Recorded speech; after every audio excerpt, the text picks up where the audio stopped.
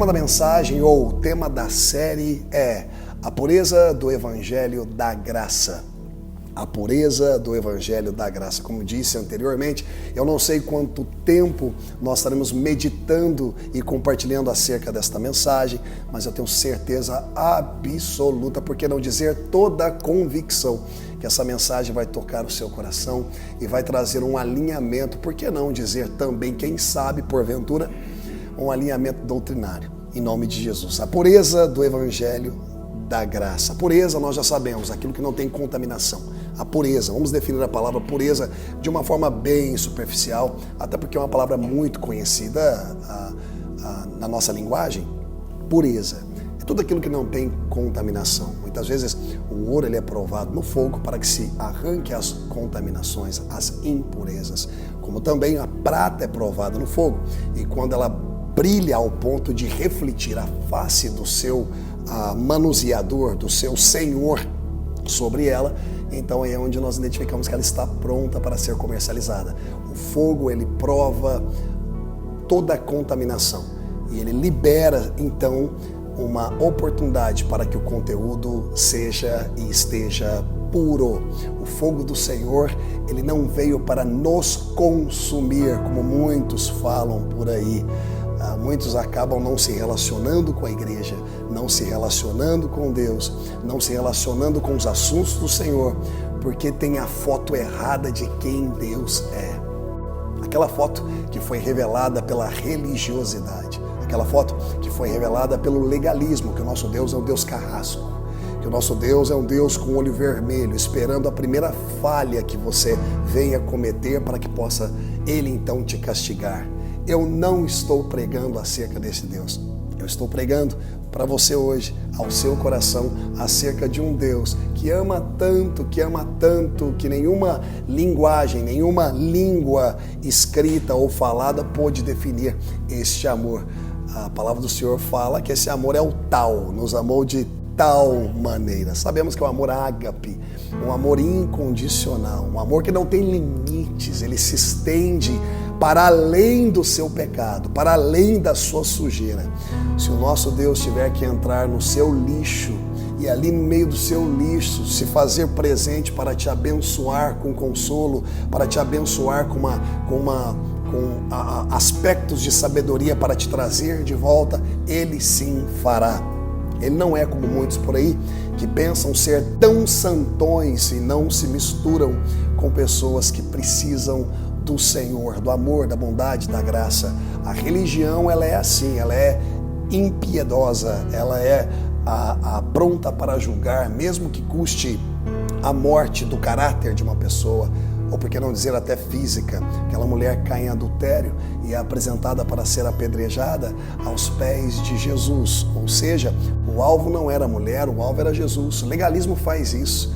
Se ele tiver que sacrificar muitos para poder pegar quem ele realmente queira pegar, ele faz, porque muitas vezes as vidas não representam nada. As regras e as leis representam mais do que humanos. E eu creio que quando as nossas exatas estão mais valiosas do que as nossas humanas, nós estamos em uma jornada que pode ser que não tenha volta. Então eu quero te animar a ouvir essa mensagem, a abrir o seu coração para um Deus que ama de tal maneira, de acordo com o que diz em João capítulo 3, 16, que Deus amou o mundo de tal maneira, que Ele deu, Deus, o autor, a ação ela é de Deus, Ele deu o seu único Filho, para que todo aquele que nele crer não pereça, mas tenha a vida eterna, porque Ele não deu o Filho, Jesus, para que ele pudesse vir ao mundo para condenar o mundo, mas para que o mundo pudesse ser salvo através do seu sacrifício gracioso e bondoso. Bem, dentro dessa série A Pureza do Evangelho da Graça, eu gostaria de definir a palavra agora evangelho, uma vez que já definimos a palavra pureza, que não tem contaminação, que não tem mancha, é puro, é imaculado. Agora a palavra evangelho se define da seguinte forma, EV, que é uma mensagem de bom espírito, significa boas novas. EV pode ser considerado bom espírito ou boas novas. E angélio, que vem de mensagem, porque vem de anjo, EV, bom espírito ou boa notícia, Angélio vem de anjo, anjo mensageiro, como o anjo Gabriel, o anjo mensageiro. Então, unindo essas duas porções, né? Por que não dizer duas palavras? Eu não colocaria duas palavras porque EV não é uma palavra. Mas a unificação desses dois elementos, unindo-se então a palavra evangelho, nós identificamos o significado como uma boa notícia, uma mensagem de bom espírito, uma mensagem de boas novas. Existem muitas pessoas pregando por aí, eu só não sei se estão pregando o evangelho. Existem muitas oportunidades de dar uma mensagem e muitas mensagens são produtivas, outras não tão frutíferas, mas a ordenança de Jesus é: ide por todo mundo e pregai o evangelho e fazei discípulos de todas as nações. Então o comando é para pregar o evangelho. O comando não é para pregar legalismo, o comando não é para pregar lei mosaica, o comando não é para pregar julgo, o comando é para pregar o evangelho. E o que é o evangelho? É uma mensagem de bom espírito, uma mensagem de boas notícias. O que é uma boa notícia para uma pessoa que está enferma? Que ele será curado. O que é uma boa notícia para um pecador?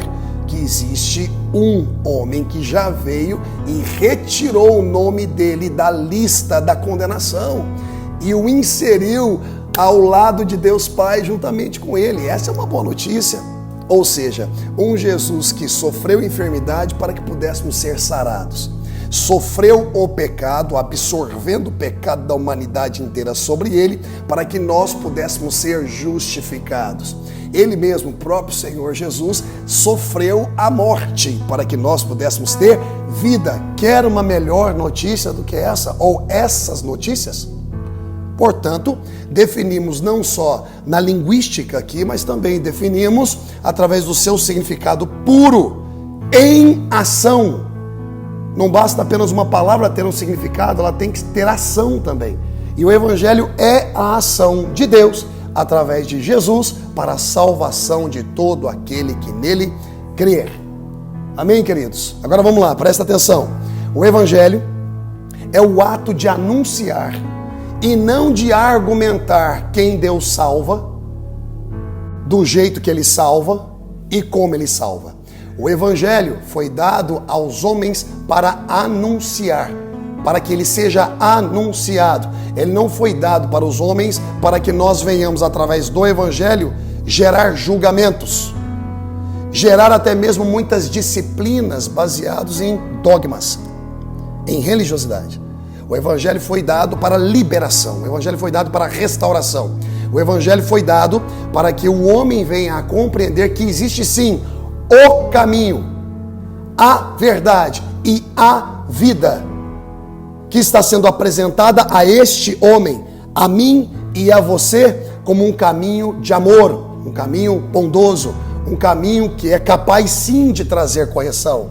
Mas a correção que Deus nos traz é para um alinhamento ao propósito eterno, e não porque Ele tem prazer em machucar os seus, muito pelo contrário. A palavra do Senhor fala que Ele corrige e disciplina a quem ama. Não é a disciplina dogmática que a igreja estabeleceu. Você não pode tomar ceia, você está excluído da igreja, você não pode isso, aquilo. Não.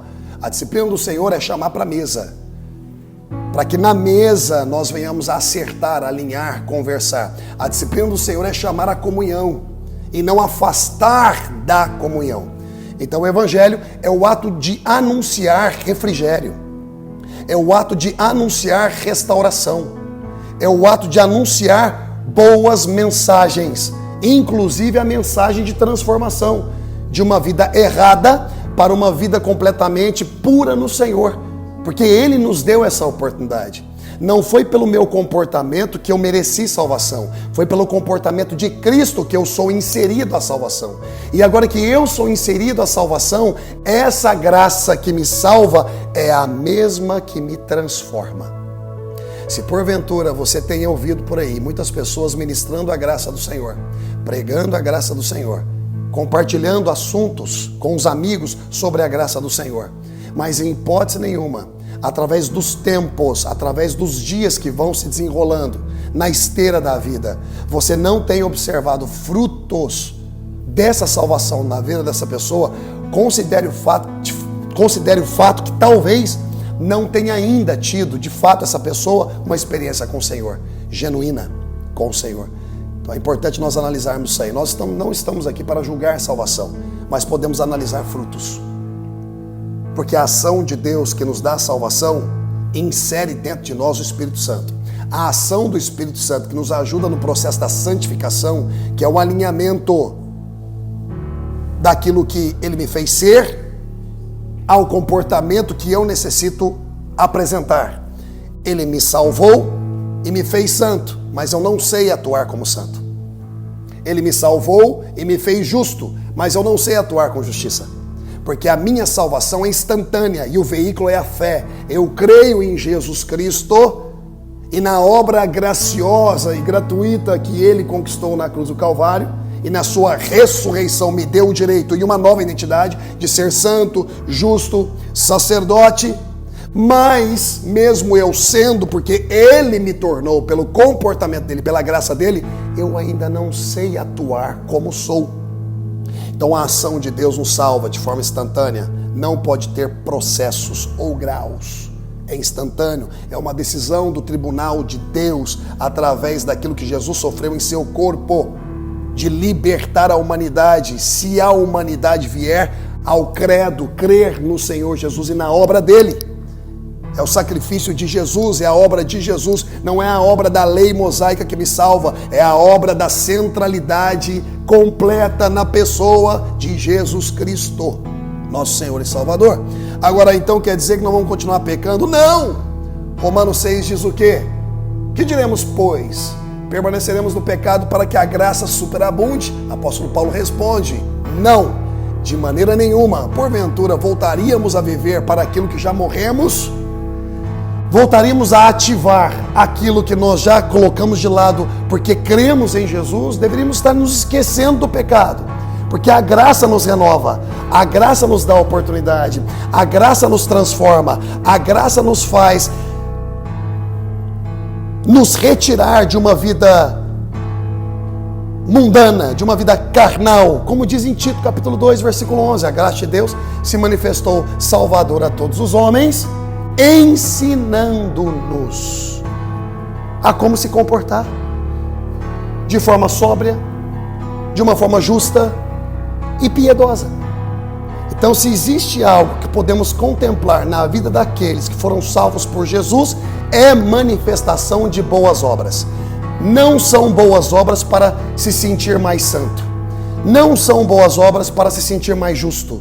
Não são boas obras para se sentir com maior relacionamento com Deus. Não. São boas obras porque já experimentam salvação e essa salvação tem transformado o entendimento dessas pessoas, como Romanos capítulo 12 diz. Não vos conformeis com este mundo, mas buscai a renovação do vosso entendimento. Essa é a ação do Espírito dentro de nós. Deus nos salva através da sua atitude em dar Jesus para morrer por nós e assumir o nosso local, para se comportar em nosso lugar, porque nós não conseguimos nos comportar direito. Então Ele é substituto em tudo. Ele não é só substituto morrendo em nosso lugar, Ele é substituto também se comportando bem em nosso lugar, porque nós não conseguimos. Mas uma vez que a ação de Deus veio e eu creio em Jesus, não significa porque eu creio em Jesus e aceito Ele, eu já tenho uma alma convertida. A minha alma, ela vem de maus hábitos. A minha alma, ela vem de todo o impacto que a velha natureza estava acelerada e operacional em minha vida. Agora, o Espírito Santo observa o sangue de Jesus nos selando para a salvação no nosso espírito e faz morada. Quando o Espírito Santo faz morada, ele começa uma ação. Qual é a ação do Espírito Santo? Nos ensinar a nos comportar de acordo com aquilo que já somos, mas não sabemos. Não sabemos o que somos? Não, sabemos o que somos. Não sabemos nos comportar como somos. Eu sou santo, mas não sei atuar como santo. Então o Espírito Santo opera em sua ação, santificação, a ação de um santo, a ação de santificar. Quem nos santifica? Deus nos santifica através do Espírito Santo. Prestem bastante atenção. Deus nos salva através do Filho e Deus nos santifica através do seu Espírito. Deus nos salva através do Filho e Deus nos santifica através do seu Espírito. 1 de Tessalonicenses 5,23 diz assim: que o vosso Deus de paz vos santifique por completo, espírito, alma e corpo. Vamos até aí nessa parte. Que o vosso Deus de paz vos santifique. Então não sou eu que me santifico com o meu jejum. Meu jejum é para que eu possa calar a voz da minha carne e me separar para aumentar o nível da minha sintonia com Deus.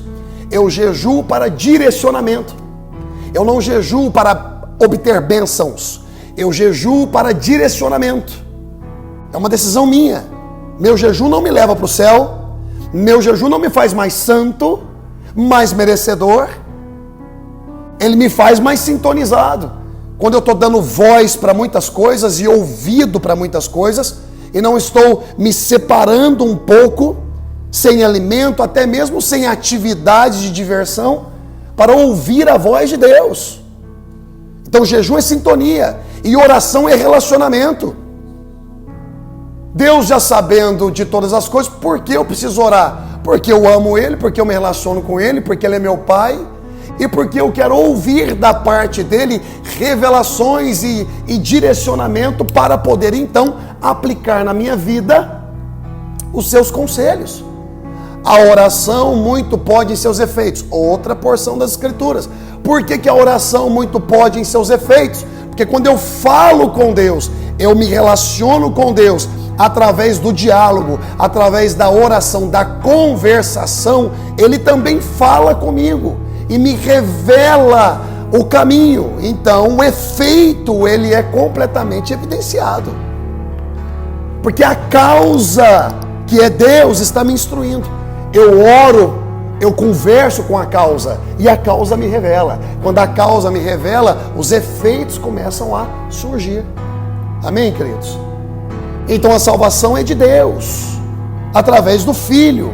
E a santificação é de Deus, através do Espírito Santo. E não existe uma notícia melhor e algo mais puro no Evangelho do que essa boa notícia, de que Deus é o autor da nossa redenção, Ele é o autor da nossa salvação, Ele é o autor da nossa purificação, através do Filho, porque Ele amou muito, e através do Espírito, que jamais abandonará os seus, mesmo em momentos de falhas, mesmo em momentos de falhas. O Evangelho necessita produzir esperança. O Evangelho necessita produzir consolo e alegria na vida do abandonado pela impiedade do sistema religioso e dessa plataforma cruel do mundo que está rompido, porque o mundo jaz maligno. O Evangelho é sim a ferramenta mais efetiva para manifestar o poder restaurador de Deus na vida do homem. O Evangelho é a boa notícia que foi comprada, sabe com o quê? Com uma tragédia sofrida intencionalmente para a salvação da humanidade. A tragédia da cruz me concedeu a oportunidade de ter uma vida em bem-estar. A tragédia da cruz, que foi assumida por Jesus intencionalmente, me deu uma salvação que muitas vezes eu até mesmo não a valorizo como deveria. O Evangelho gera em nós esse desejo de conhecer mais sobre esse Jesus que nos trouxe essa boa notícia. Se o Evangelho é uma boa notícia, se o Evangelho é essa notícia de bom espírito, então ele necessita ser compartilhado. Se é uma mensagem, nada mais do que justo ser compartilhado a todos aqueles que nós tivermos acesso. Eu quero ler uma referência bíblica que se encontra em Mateus 11, de 28 ao 30, e com isso eu já vou terminando. Eu quero ser curto nessa primeira etapa da série A Pureza do Evangelho da Graça, porque tem muitas informações que estaremos compartilhando, e apenas aí em 10, 15 minutos, eu creio, nós já compartilhamos muitas passagens bíblicas. mas nós estaremos, mesmo dentro dessas passagens bíblicas que já foram compartilhadas, nós estaremos no estudo, na medida que avançamos no estudo, entrando um pouquinho mais profundo em cada uma. Mas neste momento eu gostaria de convidá-lo a ler comigo.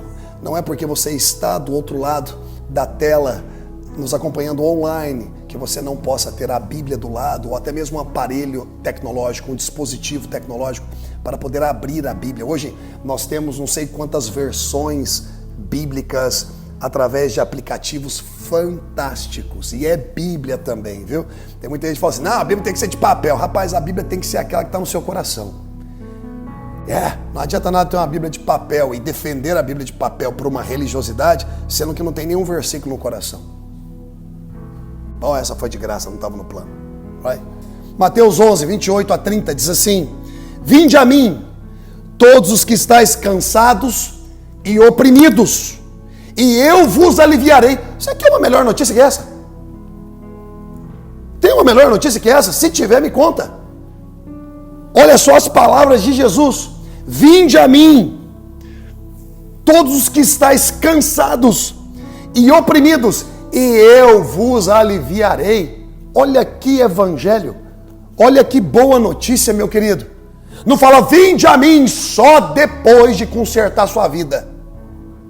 Vinde a mim só depois de você alinhar algumas coisas tortuosas que você de alguma forma executou ou adotou na jornada da sua vida. Não diz isso. Não joga a bucha para você. Ele assume a bucha para então te ensinar, para que você seja um representante dele, um representante da graça, da bondade e um representante de bons frutos também. Bons comportamentos que glorificam o Pai. Que glorificam o Pai. Que pai que não quer ver a transformação de seus filhos? Que pai que repreende um filho levado, um filho mal criado, que não quer ver a transformação comportamental de seus filhos? Vinde a mim, todos os que estáis cansados e oprimidos, e eu vos aliviarei. Tomai sobre vós o meu jugo. Olha para você ver o intercâmbio divino. Me dê o seu pecado e eu te dou a minha justiça. Me dê a sua enfermidade e eu te dou a minha cura. Me dê a sua morte e eu te faço herdar a minha vida. Quero melhor conteúdo do que esse? Quero uma melhor notícia do que essa? Olha o versículo 29 ainda, tomai sobre vós o meu jugo e aprendei de mim. Então veja bem, o convite de Jesus não é só para você colocar nele aquilo que tem gerado cansaço. Não é somente para que você coloque nele aquilo que está te oprimindo. Não é somente a proposta de te libertar, de te sarar, mas é também de te ensinar. Essa é a graça do Senhor, a graça professora, a graça professor chamado Jesus. Graça não é teologia, graça não é uma mensagem, graça é uma pessoa, a pessoa de Jesus Cristo que nos transforma através de uma boa notícia, assumindo para Ele aquilo que você nunca conseguiria assumir para ti, mas também te convidando a uma proposta, e a proposta é: aprendei de mim. Porque a graça que te salva, porque a graça que te retira do oceano do cansaço, porque a graça que te retira do teatro da opressão, a graça que faz isso contigo, é a graça que te convida a aprender dele. É a graça que te ensina a ser manso, porque ele é manso. Eu sou manso e humilde de coração. É a graça que te ensina a ser humilde, não arrogante, soberbo. Quantos ministros eu tenho visto soberbos e arrogantes, pensando que têm o direito de maltratar as ovelhas de Jesus Cristo, porque são mais sábios, porque têm a autoridade de Deus na vida. Muito pelo contrário, existem sim muitos déspotas que usurpam de uma autoridade que nunca lhes foi dada, interferindo na vida alheia, interferindo na vida pessoal das pessoas, utilizando a carteirada do pastorado. Por que não dizer, também fora dos pastores, muitos cristãos fazendo a mesma coisa, pregando o evangelho, julgando a outros, porque eu estou certo, você está errado. Rapaz, quem vai te ouvir? tendo você esse comportamento em busca de conquistar pessoas. Meu amigo, se 99% você esteja, quem sabe, em desacordo com uma pessoa, fortaleça o 1%. Ganhe a pessoa no 1% que vocês estão de acordo. Provoque relacionamento primeiro, para que depois as convicções venham a surgir. Hoje em dia nós estamos mais preocupados em corrigir do que se conectar. Se conecte com as pessoas, foi o que Jesus fez. Jesus, ele solta a glória do céu e vem para o nosso lixo para se conectar conosco. Ele não buscou 12 discípulos que já estavam alinhados à vontade dele. Ele não buscou 12 discípulos que já estavam alinhados ao propósito, com a compreensão do que Jesus representava e tinha que fazer para a humanidade. Não, ele chamou 12 pessoas para ensiná-los. Quer uma graça maior do que essa? Um coletor de impostos como Mateus, publicano, pedindo misericórdia a Deus. Simão, o zelote, um baderneiro, causador de confusão. João, que ao mesmo tempo falava de amor, pedia para fogo cair do céu e matar quem não estava andando com eles. Pedro, que mesmo depois de 3 anos de ensino, ainda andava com uma faca do lado e por isso cortou a orelha de Malco no jardim de Getsemane. 3 anos andando com Jesus e não aprendeu que o reino do Senhor não era tomado à força, no sentido de espada, mas o reino do Senhor seria estabelecido através da segunda vinda de Jesus, que primeiro ele estava estabelecendo o espiritual, levantando reis para legislar na terra, para que quando ele venha, já tenha se levantado a mentalidade do evangelho e do reino de Deus na terra. Será que Pedro não tinha entendido isso? Ao ponto até mesmo de quando Jesus disse para Pedro, é necessário que eu morra, falando para os discípulos, é necessário que eu morra. Pedro então interfere, não, absolutamente não, o senhor não vai morrer. E aí foi necessário Jesus virar para ele e falar assim, para trás de mim, Satanás. Ou seja, muitas pessoas que estão caminhando com o Senhor, mas não entendendo os propósitos do Senhor. É possível caminhar com o Senhor e não conhecer o coração do Senhor? É possível. Ser apenas um participante do dia a dia, daquilo que te beneficia. Não é verdade? Eu já andei com muitas pessoas e não conheci o coração delas e elas não conheceram o meu. Muitas pessoas caminharam no ministério conosco, não é não, pastor Agilai? Muito tempo e mesmo assim, depois de todo esse tempo, não conheceram o nosso coração. É possível. Meu amigo, eu não quero fazer as coisas somente em nome de Jesus. Eu quero fazer com Jesus. Tem muita gente expulsando demônio em nome de Jesus, curando enfermo em nome de Jesus. E quando se aproximarem do Senhor naquele dia, o Senhor irá sim dizer para eles, se apartem de mim, porque eu não vos conheço. E eles irão argumentar, mas eu expulsei em seu nome, eu curei enfermo em seu nome. Não, em verdade vos digo que eu não vos conheço. Muitos estão fazendo em nome de Jesus, mas não com Jesus, porque quando fazemos com Jesus, nós fazemos com a graça dele, nós fazemos com a bondade dele. Nós absorvemos, nós aprendemos, nos tornamos mansos, nos tornamos humildes de coração. E somente aí, na revelação disso tudo que nós acabamos de falar, é que podemos alcançar descanso para as nossas almas.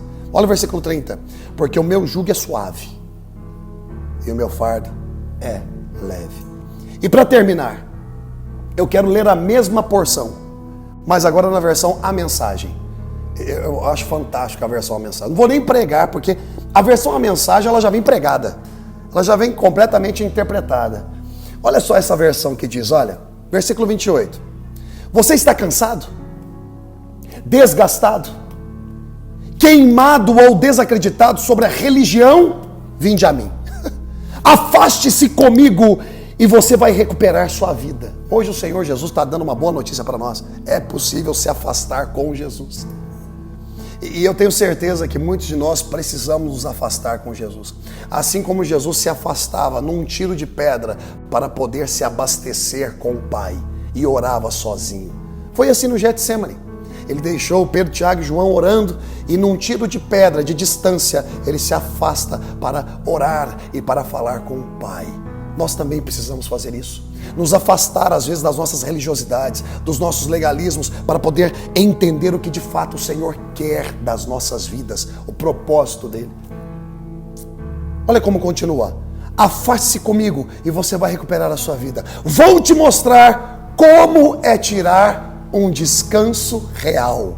Caminhe comigo, versículo 29. Caminhe comigo e trabalhe comigo. Observe como eu faço. A graça te chama do jeito que você está, para então, caminhando junto com você, te ensinar como ela faz. Olha essa versão mais uma vez, versículo 29. Caminhe comigo e trabalhe comigo. Observe como eu faço. A graça chama você para trabalhar junto com ela. Ela não manda você trabalhar sozinho. Olha só o versículo 30 que diz: faça companhia a mim e você vai aprender a viver livremente e aliviado. Isso aqui é uma melhor notícia que essa. Jesus nos chamando a fazer companhia a Ele. E aí então veremos o que é ter uma vida de alívio. Existe uma melhor mensagem que essa? Eu nunca ouvi. E é através dessa mensagem que o Senhor tem nos guiado todo esse tempo. Eu estou cansado de legalismo, eu estou cansado de religiosidade, eu estou cansado de dogma vazio, de prisões espirituais. Eu quero me agarrar em Gálatas capítulo 5, versículo 1. Foi para a liberdade que Cristo vos libertou. Não volteis ao jugo da escravidão. Está falando da lei mosaica. Mas se agarrem de uma vez por todas naquilo que o Senhor conquistou por nós. A liberdade. E eu quero terminar com essa palavra. A graça do Senhor nos libera a viver tudo aquilo que Ele tem para nós. Todos os seus propósitos eternos. Em nome de Jesus.